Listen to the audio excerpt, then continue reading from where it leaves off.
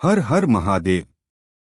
आप क्रमशः श्री शिव महापुराण महात्म्य वृद्धेश्वर संहिता श्रवण करेंगे। भाग 2, 5वां अध्याय। चंचुला के प्रयत्न से पार्वती जी की आज्ञा पाकर तुम्बुरु का विंध्य पर्वत पर शिव पुराण की कथा सुनाकर बिंदुक का पिशाचों से उद्धार करना तथा उन दोनों दंपति का शिवधाम में सुखी होना।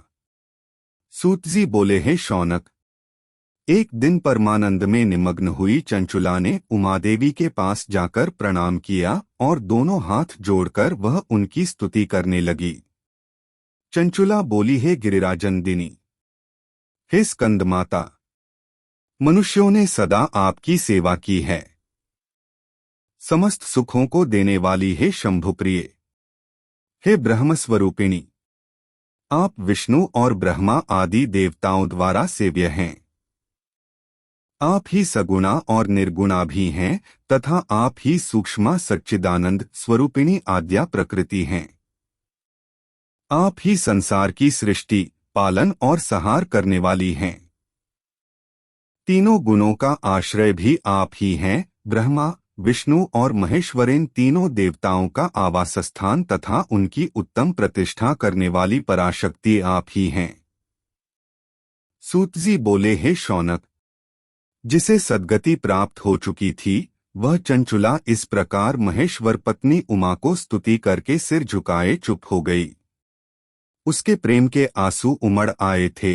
तब करुणा से भरी हुई शंकरप्रिया भक्तवत्सला पार्वती देवी चंचुला को संबोधित करके बड़े प्रेम से इस प्रकार कहने लगीं।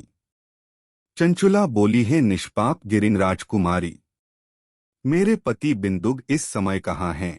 उनकी कैसी गति हुई है यह मैं नहीं जानती। कल्याणमयी दीनवत्सले, मैं अपने उन पतिदेव से जिस प्रकार संयुक्त हो सकूं कृपा करके वैसा ही उपाय कीजिए। हे महेश्वरी, हे महादेवी, मेरे पति एक शूद्र जातीय वेश्या के प्रति आसक्त थे और पाप में ही डूबे रहते थे। उनकी मृत्यु मुझसे पहले ही हो गई थी। वे न जाने किस गति को प्राप्त हुए हैं। गिरिजा बोली, हे सुते, तुम्हारा बिंदुग नाम वाला पति बड़ा पापी था। उसका अंतःकरण बड़ा ही दूषित था। वेश्या का उपभोग करने वाला वह महामूढ़ मरने के बाद नरक में पड़ा। अगणित वर्षों तक नरक में नाना प्रकार के दुहक भोग कर वह पापात्मा अपने शेष पाप को भोगने के लिए विंध्य पर्वत पर पिशाच हुआ है। इस समय वह पिशाच को अवस्था में ही है और नाना प्रकार के क्लेश उठा रहा है। वह दुष्ट वहीं वायु पीकर रहता है और सदा सब प्रकार के कष्ट सहता है। सूत जी बोले, हे शौनक, गौरी देवी की यह बात सुनकर उत्तम व्रत का पालन करने वाली वह चंचुला उस समय पति के महान दुहक से दुखी हो गई। फिर मन को स्थिर करके उस ब्राह्मण पत्नी ने व्यथित हृदय से महेश्वरी को प्रणाम करके पुनः पूछा। चंचुला बोली, हे महेश्वरी, हे महादेवी, मुझ पर कृपा कीजिए और दूषित कर्म करने वाले मेरे उस दुष्ट पति का अब उद्धार कर दीजिए। हे देवी, कुत्सित बुद्धि वाले मेरे उस पापात्मा पति को किस उपाय से उत्तम गति प्राप्त हो सकती है यह शीघ्र बताइए। आपको नमस्कार है।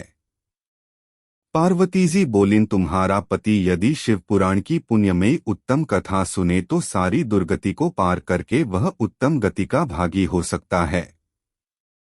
अमृत के समान मधुर अक्षरों से युक्त गौरी देवी का यह वचन आदरपूर्वक सुनकर चंचुला ने हाथ जोड़कर मस्तक झुकाकर उन्हें बारंबार प्रणाम किया और अपने पति के समस्त पापों को शुद्धि तथा उत्तम गति की प्राप्ति के लिए पार्वती देवी से यह प्रार्थना की कि मेरे पति को शिव पुराण सुनाने को व्यवस्था होनी चाहिए।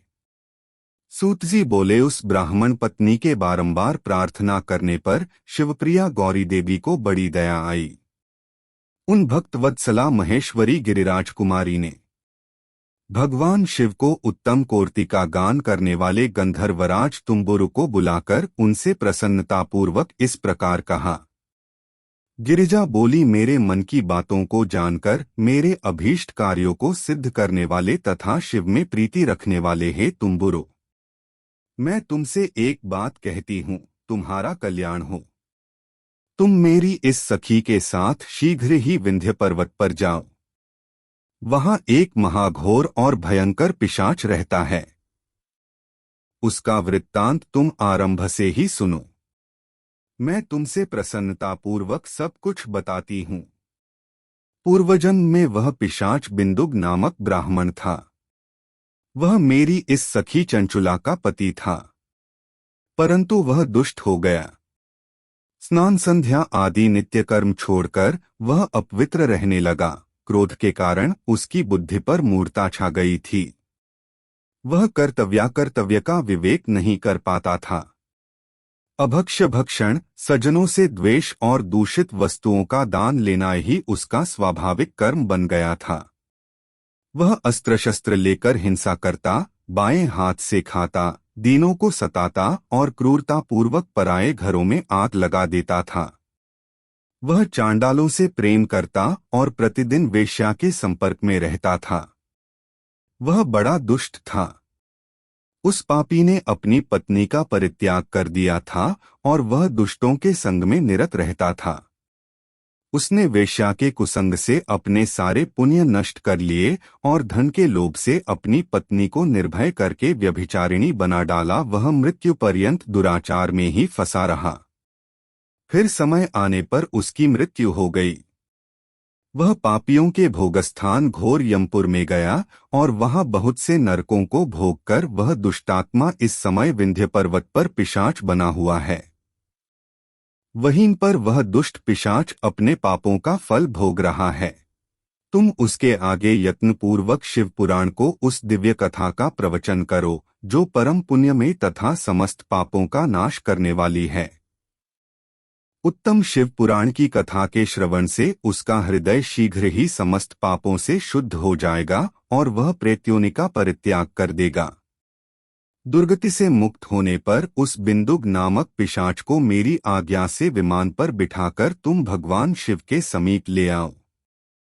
सूतजी बोले, हे शौनक, महेश्वरी उमा के इस प्रकार आदेश देने पर गंधर्वराज तुम्बुरु मन ही मन बड़े प्रसन्न हुए और उन्होंने अपने भाग्य को सराहना की। तत्पश्चात उस पिशाच को सती साध्वी पत्नी चंचुला के साथ विमान पर बैठकर नारद के प्रिय मित्र तुम्बुरु वेगपूर्वक विंध्याचल पर्वत पर गए, जहां वह पिशाच रहता था। वहां उन्होंने उस पिशाच को देखा। उसका शरीर विशाल था और उसकी ठोड़ी बहुत बड़ी थी। वह कभी हंसता, कभी रोता और कभी उछलता था। उसकी आकृति बड़ी विकराल थी। भगवान शिव को उत्तम कौर्ती का गान करने वाले महाबली तुम्बुरु ने उस अत्यंत भयंकर पिशाच को बलपूर्वक पाशों द्वारा बांध लिया। तदंतर तुम्बुरु ने शिव पुराण की कथा बाँचे निश्चय करके महोत्सवयुक्त स्थान और माँ आदि को रचना को। इतने में ही संपूर्ण लोकों में बड़े वेग से यह प्रचार हो गया कि देवी पार्वती की आज्ञा से एक पिशाच का उद्धार करने के उद्देश्य से शिवपुराण उत्तम कथा सुनाने के लिए तुम्बुरु विंध्य पर्वत पर गए हैं। तब तो उस कथा को सुनने के लोभ से बहुतः देवता और ऋषि भी शीघ्र ही वहां जा पहुंचे। आदरपूर्वक शिवपुराण सुनने के लिए आए हुए लोगों उस पर्वत पर बड़ा अद्भुत और कल्याणकारी समा जुट गया।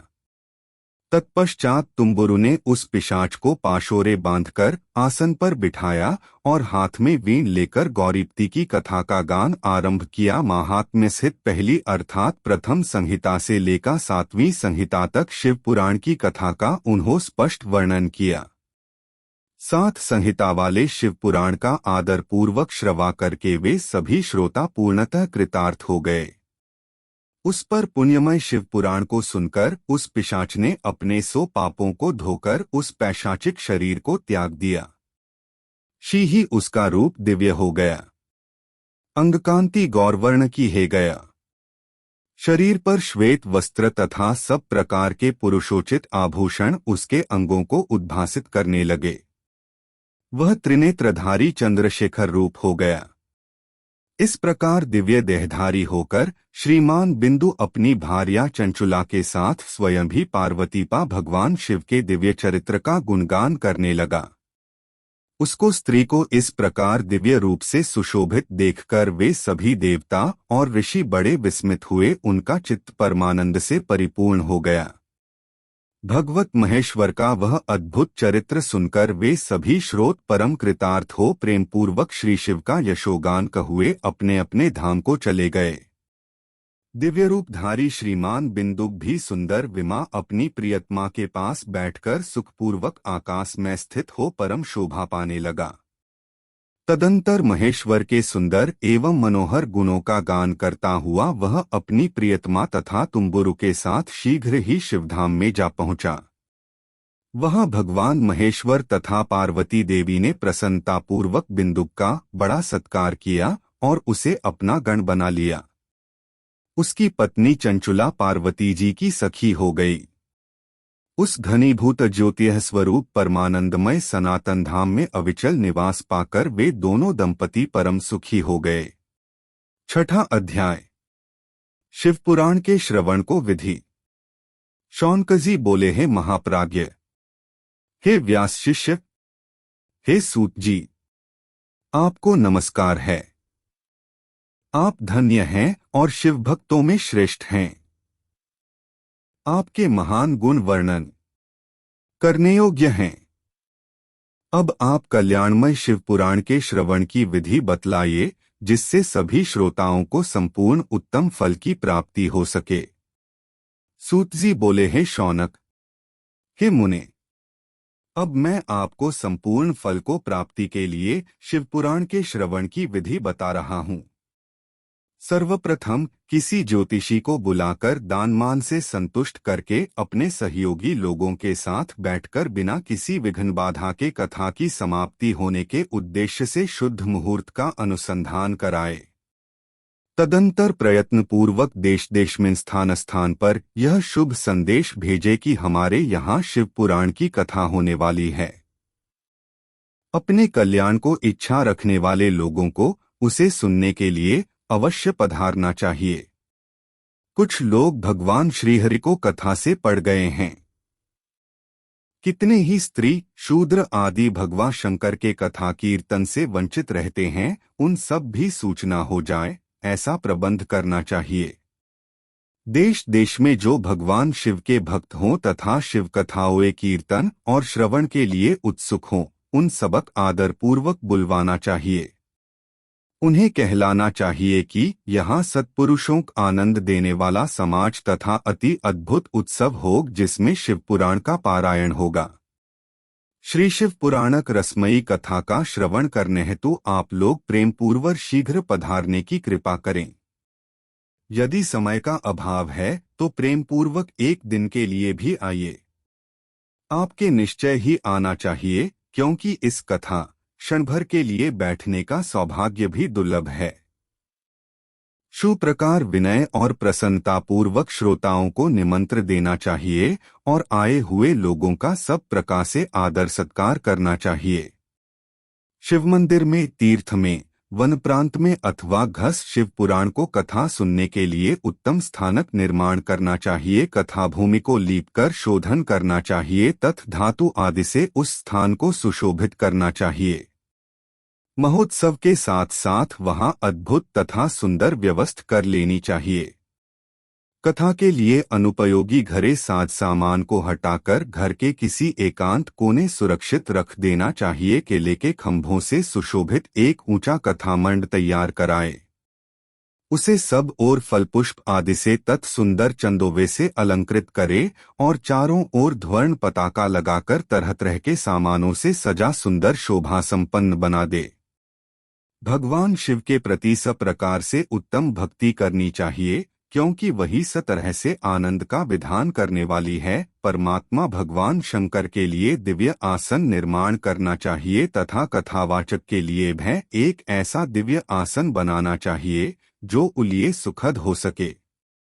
हे मुने, नियमपूर्वक कथा सुनने वाले श्रोताओं के लिए भी यथायोग्य सुंदर स्थानों को व्यवस्था करनी चाहिए। अन्य लोगों के लिए भी सामान्य रूप से स्थान बनाने चाहिए है शौनक जी। विवाहोत्सव में जैसी उल्लासपूर्ण मन स्थिति होती है, वैसी ही इस कथोत्सव में रखनी चाहिए। सब प्रकार की दूसरी लौकिक चिंताओं को भूल जाना चाहिए। वक्ता उत्तर दिशा की ओर मुख करे तथा श्रोतागण पूर्व दिशा की ओर मुख करके पालथी लगाकर बैठें। इस विषय में भी कोई विरोध नहीं है कि पूजक के बीच पूर्व दिशा रहे अथवा वक्ता के सम्मुख श्रोताओं का मुख रहे, ऐसा कहा गया है। पौराणिक वक्ता व्यासासन पर जब तक विराजमान रहें, तब तक प्रसंग समाप्ति के पूर्व किसी को नमस्कार नहीं करना चाहिए। पुराण का विद्वान वक्ता चाहे बालक, युवा, वृद्ध, दरिद्र अथवा दुर्बल जैसा भी हो, पुण्य चाहने वालों के लिए सदा वंदनीय और पूज्य होता है। जिसके मुख से निकली हुई वाणी देहधारियों के लिए कामधेनु के समान अभीष्ट फल देने वाली होती है, उस पुराणवेत्ता वक्ता के प्रति तुच्छ बुद्धि कभी नहीं करनी चाहिए। संसार में जन्म तथा गुणों के कारण बहुत से गुरु होते हैं, परंतु उन सब में पुराणों का ज्ञाता विद्वान ही परम गुरु माना गया है। करोड़ों योनियों में जन्म ले लेकर दुख भोगते हुए प्राणियों को जो मुक्ति प्रदान करता है, उस पुराण वक्ता से बड़ा दूसरा कौन गुरु हो सकता है। पुराणवेत्ता पवित्र, दक्ष, शांत, ईर्ष्या पर विजय पाने वाला, साधु और दयालु होना चाहिए। ऐसा प्रवचन कुशल विद्वान इस पुण्यमयी कथा को कहे। सूर्योदय से आरंभ करके 3:30 पहर तक उत्तम बुद्धि वाले विद्वान पुरुष को शिव पुराण को कथा समय को रीति से बांटनी चाहिए। जो धूर्त, दुराचारी तथा दूसरे से विवाद करने वाले और प्रपंची लोग हैं, उन कुटिल वृत्ति वाले लोगों के सामने यह कथा नहीं कहनी चाहिए। दुष्टों से भरे तथा डाकुओं से घिरे प्रदेश में और द्रुत व्यक्ति के घर में इस पवित्र कथा को नहीं कह चाहिए। मध्याह्न काल में 2 घड़ी तक कथा बंद रख चाहिए, जिससे कथा कीर्तन से अवकाश पाकर लोग शौच आदि से निवृत्त हो सकें। कथा प्रारंभ के दिन से 1 दिन पहले त्रत ग्रह करने के लिए वक्ता को क्षौर करा लेना चाहिए। जिन दिनों कथा हो रही हो, उन दिनों प्रातःकाल का सारा नित्य कर्म संक्षेप से ही कर ले चाहिए। वक्ता के पास उसकी सहायता के लिए एक दूसरा वैसा ही विद्वान स्थापित करना चाहिए, जो सब प्रकार के संशयों को निवृत्त करने में समर्थ और लोगों के समझाने में कुशल हो। कथा में आने वाले विघ्नों की निवृत्ति के लिए गणेश जी का पूजन करे। कथा के स्वामी भगवान शिव को तथा विशेषतः शिव पुराण ग्रंथ की भक्ति भावे पूजा करे। तत्पश्चात उत्तम बुद्धि वाला श्रोता विधिपूर्वक तन्मन से शुद्ध एवं प्रसन्नचित्त हो आदर पूर्वक शिव पुराण को कथा सुने। जो वक्ता और श्रोता अनेक प्रकार के कमा भटक रहे हों, काम आदि छह विकारों से युक्त हैं, स्त्री में आसक्ति रखते हों और पाखंडपूर्ण बातें कहते हों, वे पुण्य के भागी नहीं होते। जो लौकिक चित्त तथा धन, गृह एवं पुत्र आदि की चिंता को छोड़कर कथा में मन लगाए रहता है, उस शुद्ध बुद्धि पुरुष की उत्तम फल की प्राप्ति होती है। श्रद्धा और भक्ति से युक्त, दूसरे कर्मों में मन नहीं लगाने वाले, मौन धारण करने वाले, पवित्र एवं उद्वेग शून्य श्रोता ही पुण्य के भागी होते हैं।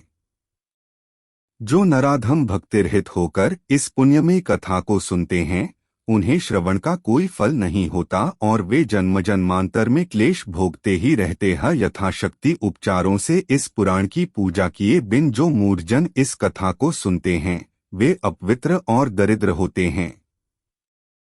कथा कहे जाते समय बीच में ही जो लोग उठकर अन्यत्र चले जाते हैं, जन्मांतर में उनकी स्त्री आदि संपत्तियां नष्ट हो जाती हैं।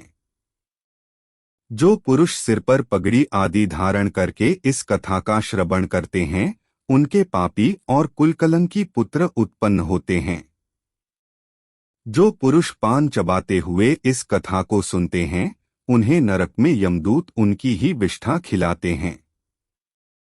जो लोग ऊंचे आसन पर बैठकर इस कथा का श्रवण करते हैं, वे समस्त नरकों को भोगकर काक्योनि में जन्म लेते हैं।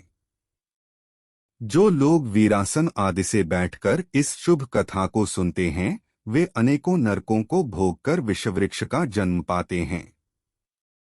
कथा सुनाने वाले पौराणिक को अच्छी प्रकार प्रणाम किए बिना जो लोग कथा सुनते हैं वे सभी नरकों को भोगकर अर्जुन वृक्ष बनते हैं। रोगयुक्त न होने पर भी जो लोग लेटकर यह कथा सुनते हैं वे सभी नरकों को भोगकर अंत में अजगर आदि योनियों में जन्म लेते हैं।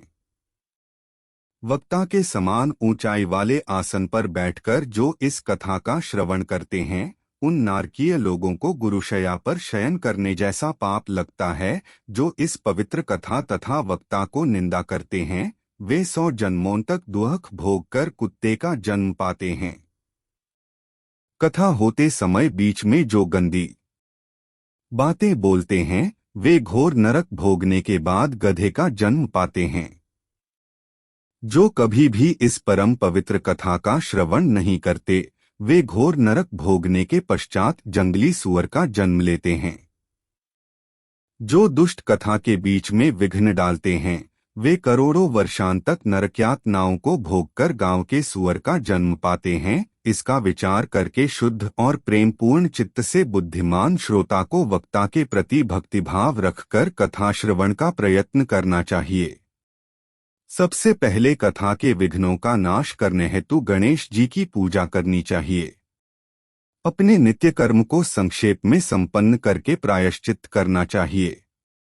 नवग्रह और सर्वतोभद्र देवताओं का पूजन करके शिव पूजा की बताई गई विधि से शिव पुराण को पुस्तक का अर्चन करना चाहिए।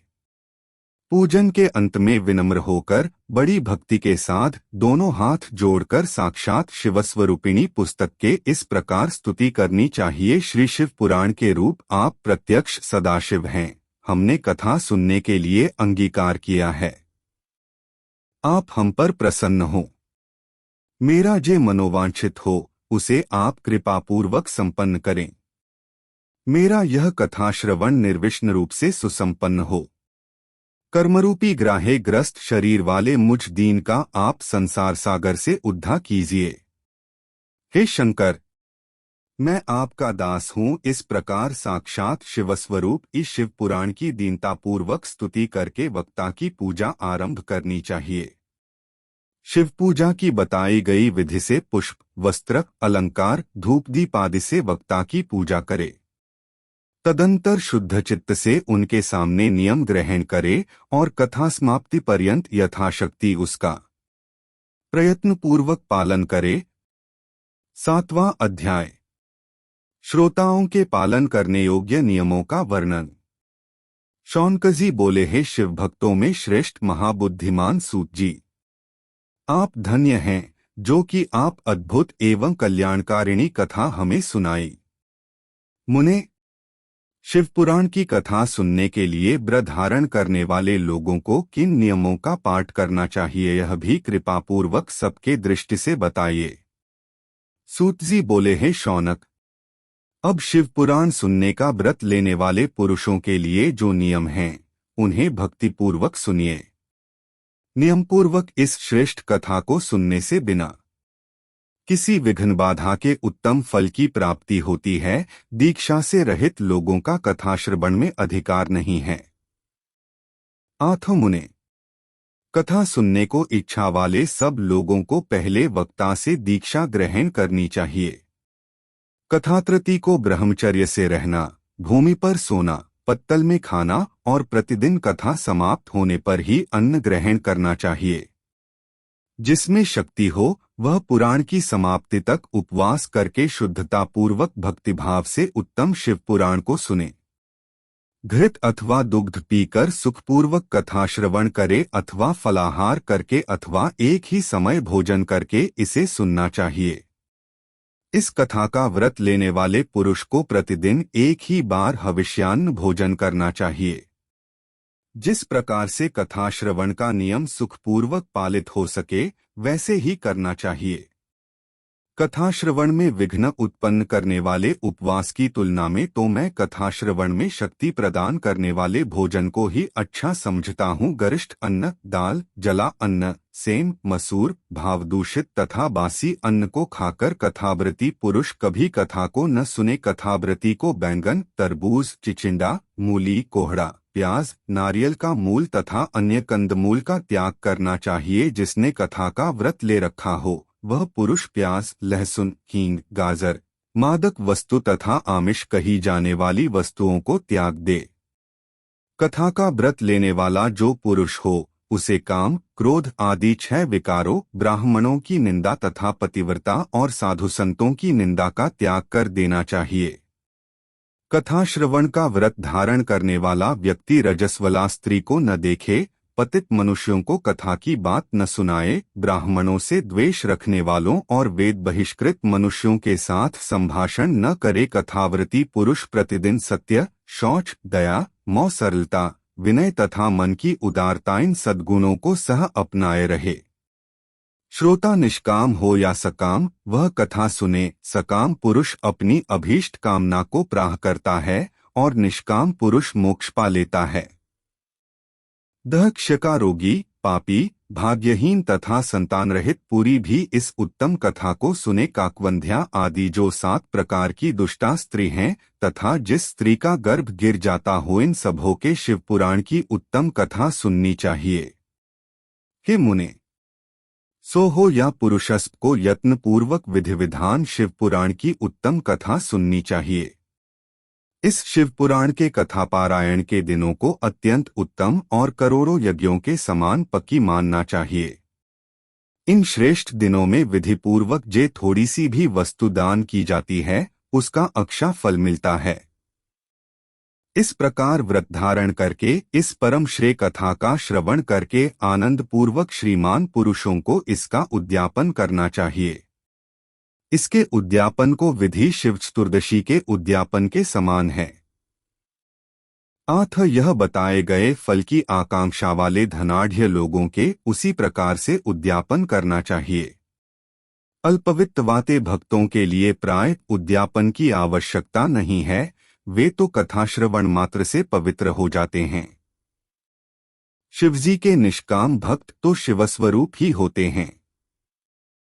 हे महर्षि, इस प्रकार शिव पुराण की कथा के पाठ एवं श्रवण संबंधी यज्ञोत्सव की समाप्ति होनप श्रोताओं को भक्ति एवं प्रयत्न पूर्वक भगवान शिव की पूजा की भांति पुराण पुस्तक की भी पूजा करनी चाहिए।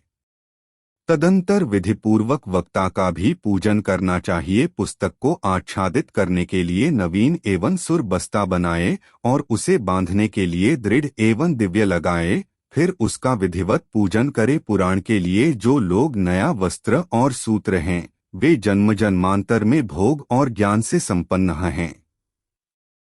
कथावाचक को अनेक प्रकार के बहुमूल्य पदार्थ दे चाहिए और उत्तम वस्त्र, आभूषण और सुंदर पात्र आदि विशेष रूप से देने चाहिए।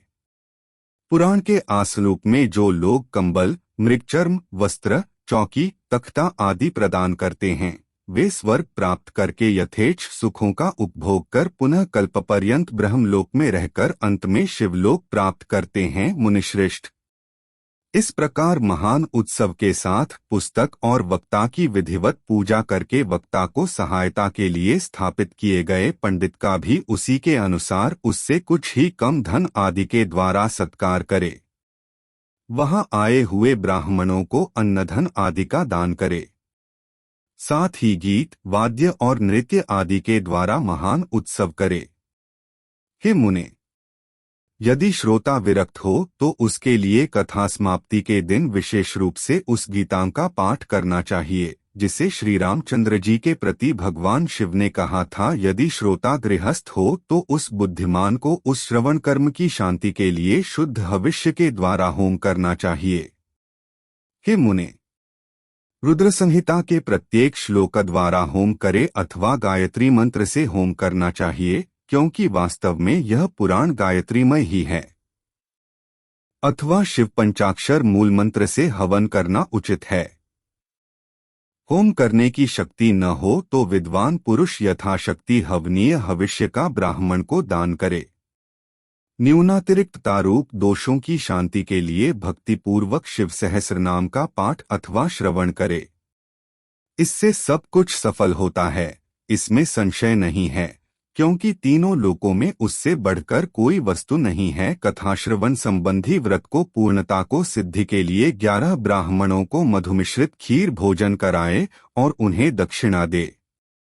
मुने, यदि शक्ति हो तो 3 पल 12 तोला सोने का एक सुंदर सिंहासन बनवाए और उस पर उत्तम अक्षरों में लिखी अथवा लिखाई हुई शिव पुराण को पुस्तक विधिपूर्वक स्थापित करे।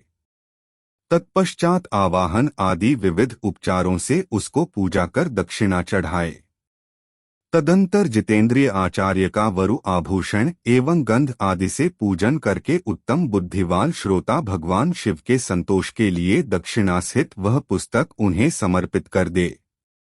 हे शौनक, इस पुराण के उस दान के प्रभावे भगवान शिव का अनुग्रह पाकर पुरुष भवबंधन से मुक्त हो जाता है। इस तरह विधि विधान का पाला करने पर श्री संपन्न शिव पुराण संपूर्ण फल को देने वाला तथा भोग और मोक्ष का दाता होता है। हे मुने, मैंने आपको शिव पुराण का यह सार महात्म्य जो संपूर्ण अभीष्ट को देने वाला है बता दिया।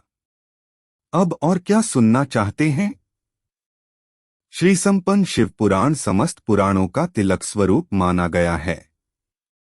यह भगवान शिव को अत्यंत प्रिय, रमणीय तथा भवरोग का निवारण करने वाला है। जो सदा भगवान विश्वनाथ का ध्यान करते हैं, जिनको वाणी शिव के गुणों की स्तुति करती है और जिनके दोनों कान उनकी कथा सुनते हैं, इस जीव जगत में उन्हीं का जन्म लेना सफल है। वे निश्चय ही संसार सागर से पार हो जाते हैं। भिन्न भिन्न प्रकार के समस्त गुण जिनके सच्चिदानंदमय स्वरूप का कभी स्पर्श नहीं करते, जे अपनी महिमा से जगत के बाहर और भीतर वाणी एवं मनोवृत्ति रूप में प्रकाशित होते हैं, उन अनंत प्रपद्ये आनंद घन रूप परम शिव की मैं शरण लेता हूँ।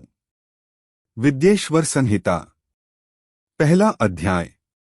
प्रयाग में सूत जी से मुनियों का शीघ्र पापनाश करने वाले साधन के विषय में प्रश्न। जो आदि और अंत में तथा मध्य में भी नित्य मंगलमय हैं, जिनकी समानता अथवा तुलना कहीं भी नहीं है, जो आत्मा के स्वरूप को प्रकाशित करने वाले देवता परमात्मा हैं, जिनके 5 मुख हैं और जो खेल ही खेल में अनायास जगत की रचना, पालन, सहार, अनुग्रह एवं तिरोभाव रूप 5 प्रबल कर्म करते रहते हैं, उन सर्वश्रेष्ठ अजरमर ईश्वर अंबिकापति भगवान शंकर का मैं मन ही मन चिंतन करता हूँ। व्यास जी बोले, जो धर्म का महान क्षेत्र है, जहाँ गंगा यमुना का संगम हुआ है, जो ब्रह्मलोक का मार्ग है, उस परम पुण्यमय प्रयाग में सत्यत्रत में तत्पर रहने वाले महातेजस्वी महाभाग महात्मा मुनियों ने एक विशाल ज्ञान यज्ञ का आयोजन किया। उस ज्ञान यज्ञ का समाचार सुनकर पौराणिक शिरोमणि व्यास शिष्य महामुनि सूत जी वहां मुनियों का दर्शन करने के लिए आए। सूत जी को आते देखकर वे सब मुनि उस समय हर्ष से खेल उठे और अत्यंत प्रसन्न चित्त से उन्होंने उनका विधिवत स्वागत सत्कार किया। तत्पश्चात उन प्रसन्न महात्माओं ने उनकी विधिवत स्तुति करके विनयपूर्वक हाथ जोड़कर उनसे इस प्रकार कहा, हे सर्वज्ञ विद्वान रोमहर्षण जी, आपका भाग्य बड़ा भारी है। इसी से आपने व्यास जी से यथार्थ रूप में संपूर्ण पुराण विद्या प्राप्त को, इसलिए आप आश्चर्य स्वरूप कथाओं के भंडार हैं। ठीक उसी तरह जैसे रत्नाकर समुद्र बड़े बड़े सारभूत रत्नों का आगार है। तीनों लोकों में भूत, वर्तमान और भविष्य की जो बात है तथा अन्य भी जो कोई वस्तु है, वह आपे अज्ञात नहीं है। आप हमारे सौभाग्य से इस यज्ञ का दर्शन करने के लिए यहाँ आ गए हैं और इसी व्याज से हमारा कुल कल्याण करने वाले हैं, क्योंकि आपका आगमन निरर्थक नहीं हो सकता। हमने पहले भी आपसे शुभाशुभ तत्व का पूरा वर्णन सुना है, किंतु उससे तृप्ति नहीं होती। हमें उसे सुनने की बार बार इच्छा होती है। उत्तम बुद्धि वाले हे सूत जी, इस समय हमें एक ही बात सुननी है। यदि आपका अनुग्रह हो तो गोपनीय होने पर भी आप उस विषय का वर्णन करें। घोर कलयुग आने पर मनुष्य पुण्य कर्म से दूर रहेंगे, दुराचार में फंस जाएंगे, सबके सब सत्य भाषण से विमुख हो जाएंगे, दूसरों की निंदा में तत्पर होंगे, पराये धन को हड़प लेने को इच्छा करेंगे, उनका मन पराई स्त्रियों में आसक्त होगा तथा वे दूसरे प्राणियों की हिंसा किया करेंगे। वे अपने शरीर को ही आत्मा समझेंगे। वे मूढ़, नास्तिक तथा पशु बुद्धि रखने वाले होंगे, मात पिता से द्वेष रखेंगे तथा वे कामवश स्त्रियों की सेवा में लगे रहेंगे। ब्राह्मण लोभरूपी ग्रह के ग्रास बन जाएंगे, वेद बेचकर जीविका चलाएंगे, धन का उपार्जन करने के लिए ही विद्या का अभ्यास करेंगे, मद से मोहित रहेंगे, अपनी जाति के कर्म छोड़ देंगे, प्रायः दूसरों को ठगेंगे, तीनों काल की संध्योपासना से दूर रहेंगे और ब्रह्मज्ञानर शून्य होंगे।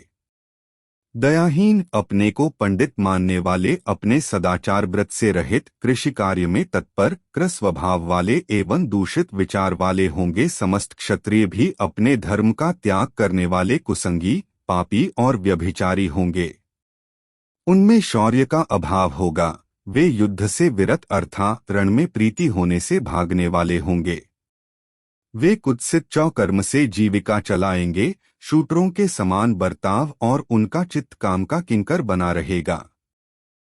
वे शस्त्रास्त्र विद्या को नहीं जानने वाले, गौ और ब्राह्मण की रक्षा न करने वाले, शरणागत की रक्षा न करने वाले तथा सदा कामिनी को खोजने में तत्पर रहेंगे। प्रजापाल रूपी सदाचार से रहित, भोग में तत्पर, प्रजा का सहार करने वाले, दुष्ट और प्रसन्नतापूर्वक जीव हिंसा करने वाले होंगे। वैश्य संस्कार भ्रष्ट, स्वधर्मत्यागी, कुमार्गी, धनोपार्जन परायण तथा नापतौल में अपनी कुत्सित वृत्ति का परिचय देने वाले होंगे। वे गुरु, देवता और द्विजातियों के प्रति भक्ति शून्य, कुत्सित बुद्धि वाले, द्विजों को भोजन न कराने वाले, प्राय कृपणता के कारण मुट्ठी बांधकर रखने वाले, पराई स्त्रियों के साथ कामरत, मलिन विचार वाले, लोभ और मोह से भ्रमित चित्त वाले और वापी, कूप, तड़ाग आदि के निर्माण तथा यज्ञादि सत्कर्मों में धर्म का त्याग करने वाले होंगे। इसी तरह कुछ शूद्र ब्राह्मणों के आचार में तत्पर होंगे, उनकी आकृति उज्ज्वल होगी अर्थात वे अपना कर्मधर्म छोड़कर उज्ज्वल वेशभूषा से विभूषित हो व्यर्थ घूमेंगे। वे मूढ़ होंगे और स्वभावतः ही अपने धर्म का त्याग करने वाले होंगे। वे भांति भांति के तप करने वाले होंगे, द्विजों को अपमानित करेंगे, छोटे बच्चों की अल्पमृत्यु होने के लिए आभिचारिक कर्म करेंगे, मंत्रों के उच्चारण करने में तत्पर रहेंगे, शालग्राम की मूर्ति आदि पूजेंगे, होम करेंगे, किसी के प्रतिकूल विचार सदा करते रहेंगे, कुटिल स्वभाव वाले होंगे और द्विजों से द्वेष भाव रखने वाले होंगे। वे यदि धनी हुए तो कुकर्म में लग जाएंगे, यदि विद्वान हुए तो विवाद करने वाले होंगे, कथा और उपासना धर्मों के वक्ता होंगे और धर्म का लोप करने वाले होंगे। वे सुंदर राजाओं के समान वेशभूषा धारण करने वाले, दंभी, दानमानी, अतिशय अभिमानी, विप्र आदि को अपना सेवक मानकर अपने को स्वामी मानने वाले होंगे। वे अपने धर्म से शून्य, मूढ़, वर्णसंकर, क्रूर बुद्धि वाले, महाभिमानी और सदा चारों वर्ण के धर्म का लोप करने वाले होंगे। वे अपने को श्रेष्ठ कुल वाला मानकर चारे वर्णों से विपरीत व्यवहार करने वाले, सभी वर्णों को भ्रष्ट करने वाले, मूढ़ और अनुचित रूप से सत्क करने में तत्पर होंगे। कलियुग की स्त्रियां प्रायः सदाचारे भ्रष्ट होंगी, पति का अपमान करने वाली होंगी, सास ससुर से द्रोह करेंगी, किसी से भय नहीं मानेंगी और मलिन भोजा करेंगी। वे कुत्सित हाव भाव में तत्पर होंगी, उनका शील स्वभाव बहुत बुरा होगा। वे काम विहल, परपति से रति करने वाली और अपने पति की सेवा से सदा विमुख रहेंगी। 33 संतानें माता पिता के प्रति श्रद्धारहित, दुष्ट स्वभाव वाली, असत विद्या पढ़ने वाली और सद रोगग्रस्त शरीर वाली होंगी। हे सूत जी, इस तरह जिनको बुद्धि नष्ट हो गए है और जिन्होंने अपने धर्म का त्याग कर दिया है, ऐसे लोगों को इहलोक और परलोक में उत्तम गति कैसे प्राप्त होगी? ऐसी चिंता से हमारा मन सदा व्याकुल रहता है। परोपकार के समान दूसरा कोई धर्म नहीं है। जिस छोटे उपाय से इन सबके पापों का तत्काल नाश हो जाए, उसे इस समय कृपापूर्वक बताइए, क्योंकि आप समस्त सिद्धांतों के ज्ञाता हैं। व्यास जी बोले। उन भावितात्मा मुनियों की यह बात सुनकर सूत जी मन ही मन भगवान शंकर का स्मरण करके उन मुनियों से इस प्रकार कहने लगे। अगले भाग में नए वीडियो अपडेट पाने के लिए कृपया सब्सक्राइब बटन पर क्लिक करें।